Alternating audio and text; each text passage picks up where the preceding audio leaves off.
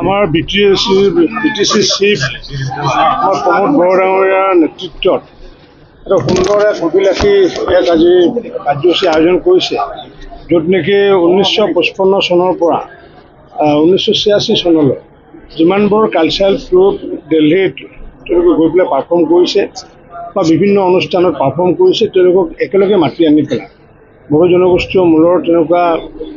হেৰিসকলক মাতি আনি পেলাই আজি তেওঁলোকক সম্বৰ্ধনা সন্মান দিয়াৰ ব্যৱস্থা কৰিছে। আৰু আজি মই আপ্লুত হ'লোঁ যে বিশেষকৈ এইসকল টীমে গৈ পেলাই সেই সময়ৰ প্ৰধানমন্ত্ৰীসমূহৰ কাৰ্যসূচীত ইন্দিৰা গান্ধী ডাঙৰীয়াৰ কাৰ্যসূচীতে হওক বা লাল বাহাদুৰ শাস্ত্ৰীৰ বিভিন্ন কাৰ্যসূচীত তেওঁলোকে অংশগ্ৰহণ কৰি আজি যি তেওঁলোকে মাতি আনি পেলাই সন্মান প্ৰদৰ্শন কৰিলে, এইটো এটা মই ভাবোঁ এটা অতুলনীয় এটা কাৰ্য। আৰু এই যি দিল্লীত গৈ পেলাই যি এনেকুৱাকৈ কাৰ্যসূচী পাৰ্টিচিপেট কৰাৰ পিছত স্থানীয়ভাৱে তেওঁলোকক সাধাৰণতে সন্মান সম্ভাষণ দিয়া দেখা পোৱা নাযায়। মই আজি যি বিটিচিত যি মডেল, এই মডেলটো অন্য কাউন্সিলেও যাতে এডপ্ট কৰে, কাৰণ বিভিন্ন জাতি জনগোষ্ঠীৰ তেওঁলোকৰ কাউন্সিল আছে, ডেভেলপমেণ্ট কাউন্সিল আছে,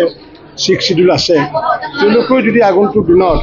যদি অসমৰ বাহিৰত যিসকলে পাৰফৰ্মেঞ্চ কৰিব গৈছে তেওঁলোকক মাতি আনি যদি এনেকুৱা সন্মান প্ৰদৰ্শন দিয়ে, তেতিয়া মই ভাবোঁ যে ইনস্পায়াৰেবল হ'ব, এটা মানুহ উৎসাহিত হ'ব। আৰু প্ৰমোদ বড়ো ডাঙৰীয়াই মই দেখিছোঁ যে অকল যে বিকাশৰ ক্ষেত্ৰত সেই নহয়, শান্তি প্ৰতিষ্ঠা কৰাৰ ক্ষেত্ৰত মাননীয় প্ৰধানমন্ত্ৰী ডাঙৰীয়া, মাননীয় গৃহমন্ত্ৰী ডাঙৰীয়া, মাননীয় মুখ্যমন্ত্ৰী ডাঙৰীয়াৰ লগত তেখেতৰ যি ঐকান্তিক প্ৰচেষ্টা, শান্তি প্ৰচেষ্টাৰ লগতে উন্নয়নৰ লগতে সমান্তৰালভাৱে বৌদ্ধিক, সামাজিক, সাংস্কৃতিক বিকাশৰ কাৰণে যথেষ্ট কাম কৰিছে। কাৰণ শান্তি অহাৰ পিছত প্ৰগতি আহে, কিন্তু প্ৰগতি অহাৰ পিছত পেৰেলেলি ইয়াৰ শিক্ষাৰ ক্ষেত্ৰতে হওক বা সাহিত্যৰ ক্ষেত্ৰতে হওক বা সংস্কৃতিৰ ক্ষেত্ৰতে